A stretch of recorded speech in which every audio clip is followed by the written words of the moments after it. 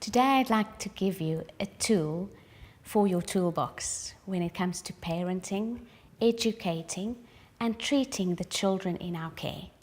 But not only that, what I'm going to teach you today or talk to you today about will be helpful in relationships in general.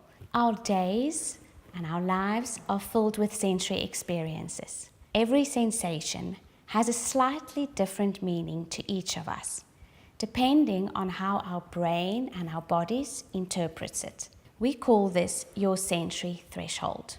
Some children might respond in an over-responsive manner when it comes to integrating and processing the sensory information. Some children are social, attentive and on the move, while others might be laid back, easygoing and flexible, while others are sensitive, attentive and thoughtful. Your child's temperament is genetic, but it's also influenced by their environment. Temperament is what makes us human, unique, and how we respond to the environment. Once you understand your own temperament and that of your child's, it will unlock a toolbox from which point you can understand your child, you'll be able to manage challenging situations and create opportunities so that they can maximize their unique potential. In helping us understand the different temperaments, it's useful to compare the set of traits or the sets of the behavior that your children might show by using the analogies of a car engine and a petrol tank. Imagine you've got a small car with a small petrol tank. That petrol tank only needs a small amount of fuel before that tank is filled and before that tank is full. We can compare this small tank with children who's got a low threshold. Threshold is a term that we use when we are looking at the way that we are processing all the information that comes from the world and from our bodies.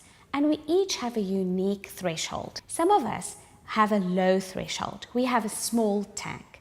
That means we only need a little bit of information to fill this tank before we might get to a place where we feel over-responsive and overloaded.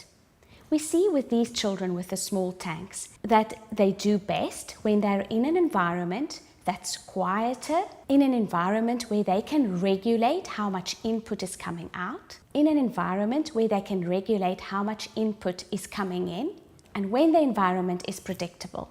On the other hand, we have children with temperaments that we can compare to big tanks, to big petrol tanks. That means that they can tolerate lots of information. This tank is able to take lots of visual, lots of auditory, lots of movement stimulation, and sometimes they need a lot of information to get them going. On the other hand, we might have children with a petrol tank that leaks, that needs constant filling up. And these are the children that are craving sensations. The more, the better. They won't just walk to the table, they might run to the table or do somersaults to the table to get to the kitchen where they want to be. They will be touching things as they go along and they crave interaction, and the higher and the more, the better. Now that we've spoken about the neurological differences when it comes to the unique temperaments, it might be useful to use another analogy when we talk about the behavior that children are displaying. Remember children with the small tank, with the low threshold when it comes to processing of the sensory information. These children remind me of little hedgehogs. Little hedgehogs, when they feel threatened, they can do one of two things. They can curl up in a ball and avoid the threat, or they can pull their spikes out and protect themselves in that way. We see that children who can become overloaded with the environment and with the activities and the interactions that goes on in the environment might behave in one of those ways. They might avoid the activity, so they might be the children who don't even want to touch the finger paint, who gets bothered by the labels in their clothes, bothered by other people touching them or being in their close physical surroundings, or they might become aggressive. And even though it's not part of their sensitive nature, They might lash out and even bite or kick the person that's causing that severe distress. These children do well with order and routine. Things feel more comfortable when there's a plan and when they are in control. They love to do things the same way every time. Routines provide comfort. Children with big petrol tanks, those children with a high threshold, can be compared to giraffes. With their incredible long legs, giraffes are able to move quite fast once they get going. They are laid back and easygoing creatures, similar to these children. Children with this type of temperament fall easily into a routine. They manage changes in routine very well. They often don't cry when they're seriously hurt, and they don't seem to mind when things in their environment changes.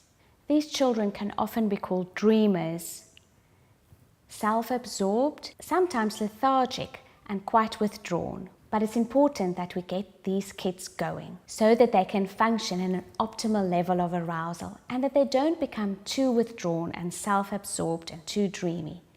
The way to do this might be to use your affect, to use your voice, to use environments that is exciting and busy. Make sure that you use movements and especially activate their moving system, their proprioceptive system and vestibular system. Get them moving, because it's when these kids move that they will become more attentive, less self-absorbed and less dreamy. The third temperament style that I'd like to discuss is those of children with the big tank that might be leaking, that is forever looking for ways to fill their tank. Whether that is moving, whether that is talking loudly, whether that is touching everything. These kids can be compared to monkeys, always on the go, swinging, hanging, being quite inquisitive and finding ways to make life more interesting. There's two important points that I need to make when talking about sensory temperaments.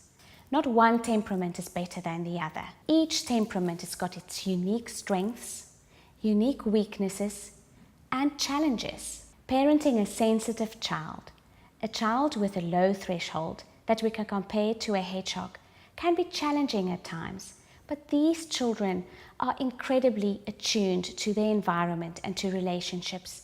They often develop deep empathy that can be an incredible strength. Parenting a child that's under-responsive, that's a bit like a giraffe. Those children are laid back and easy.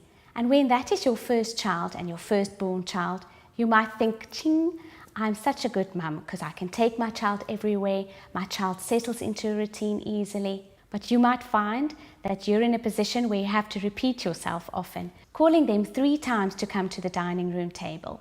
Having a child that's always on the go and looking for the next opportunity to have fun can be really challenging. But these children's ability to take risks can be their biggest asset as a young entrepreneur. So to remember, it's not all or nothing. You might find that your child responds in different ways, in different environments, through different days in their lives. You might also find that your child is a combination and might respond as a hedgehog, oversensitive to noise, but they might crave, they might be like a monkey when it comes to movement. Have a look at the environments, have a look at the interactions and the activities, and see which environments or activities or interactions regulates your child.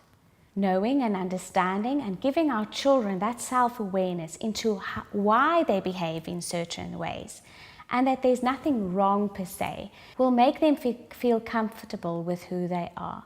Not only can your child then embrace their strengths, but it will give them an opportunity, and you as a parent an opportunity, to work on those times when things get too much.